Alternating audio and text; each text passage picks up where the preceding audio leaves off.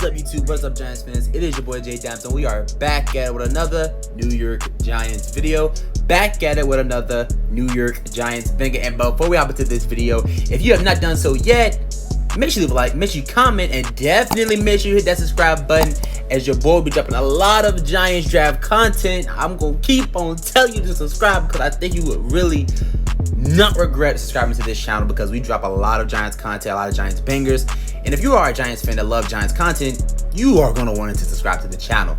Now let's hop right into this one. So today we're going to be doing basically like a 2-in-1 type of video, killing two birds with one stone. And we're going to be talking about DerekStingleyJr. And is he a sleeper pick? Is he the sleeper pick for the New York Giants at 7th overall?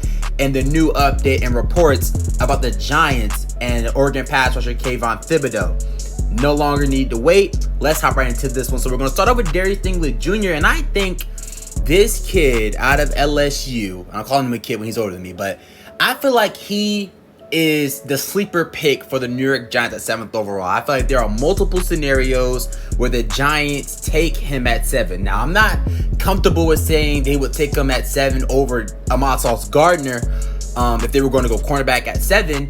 But I think that if it's a scenario where not DerekStingleyJr., but Sauce Gardner goes to the Jets, which is a possibility, because they also love Sauce Gardner, or even the Texans, who I've seen a little bit of mock drafts where they go him. Maybe it's just something different to spice it up a little bit, but I think that Sauce Gardner is definitely a possibility to go in the top 5 to the Jets, Texans, or even the Giants, and maybe even the Lions, but I'm not really gonna say that's going to happen. But that will leave the Giants with DerekStingleyJr. as the best cornerback on the board. And unless they would like take an edge there, I think that the Giants would definitely take a cornerback at 7th overall.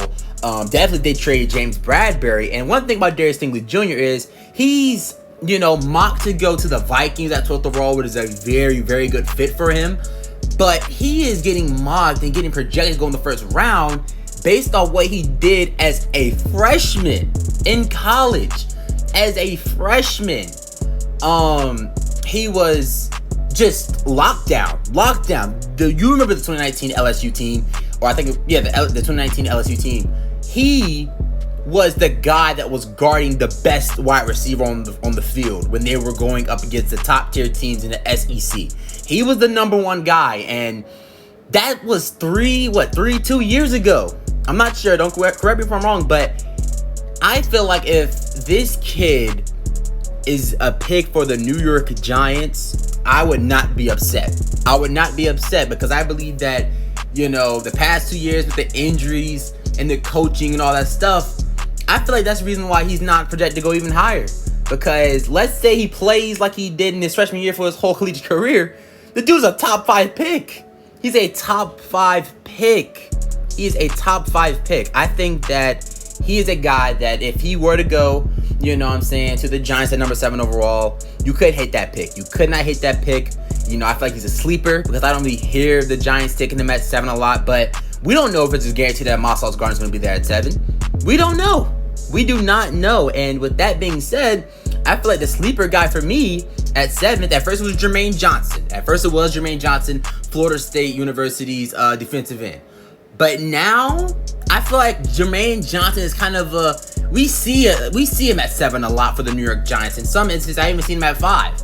But I think now, and maybe my position will change as we get closer to the draft. It is less than a week away.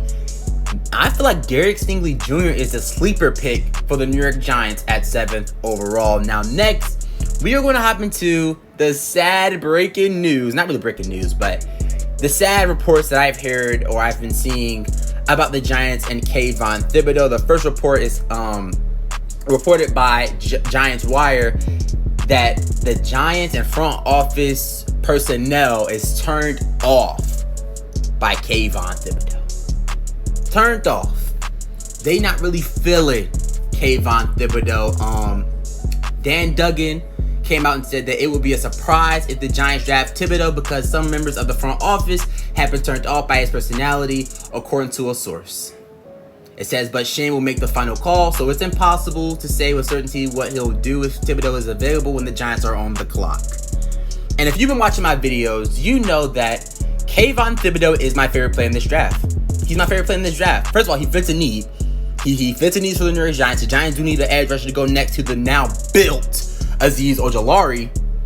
If you haven't seen a new picture on Azeez Ojulari, dude looks jacked. All right. But back to KayvonThibodeaux.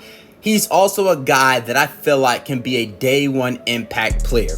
I feel like he's one of those guys that can have a Micah Parsons type defensive year where he is freaking an all-pro or maybe even a Pro Bowler in his first year starting as an NFL player. I think he's one of those guys. You know what I'm saying? I just do. And this would be the second year in a row where the Giants have a chance or had a chance to take my favorite player and something goes wrong. It just doesn't happen. Last year was Devontae Smith for me. The Giants, the Eagles, I should say, jump ahead of them with the Cowboys to take him.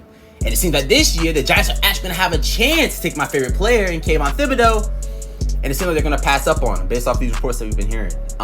Jordan Rannon also came out and said that I don't get the impression that they're that high on Thibodeaux or at least in love with KayvonThibodeaux. Rannon said that on the Breaking Big Blue podcast. And the link's going to be down below to the Giants Wire article. If you want to go check it out, you go ahead. Link's going to be in the description.